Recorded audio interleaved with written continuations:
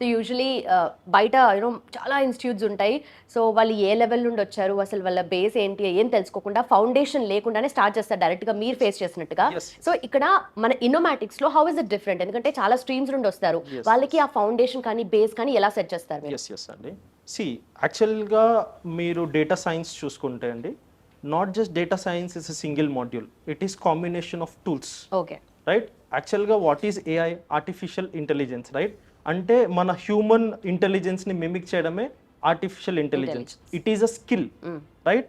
In order to replicate the skill we try to use tools. Okay. ఈ టూల్సే Python, NumPy, pandas, మీ EDA module కావచ్చు, లేదా SQL, power BI, దాని తర్వాత machine learning, deep learning. Okay. ఇక్కడ ఇన్నోమాటిక్స్లో ఏమవుతుంది అంటే ఆ మాడ్యూల్ వైజ్గా ట్రైనర్స్ ఉంటారు. Not the if you are having expertise from Python to generative AI మీరు చెప్పొచ్చు, right. But not everyone will be having that skill. బయట మార్కెట్లో మీకు ఏఐ పేరుతో డేటా అనలిటిక్స్ చెప్పేస్తారు. Just you can write one function to replicate this thing. Just Python function రాసి దాన్ని కూడా వేయచ్చు బ్యాక్ ఎండ్లో. సో ఇక్కడ అలా ఉండదు అనమాట. సో వాళ్ళ ఎక్స్పర్టీజ్ ఎంత.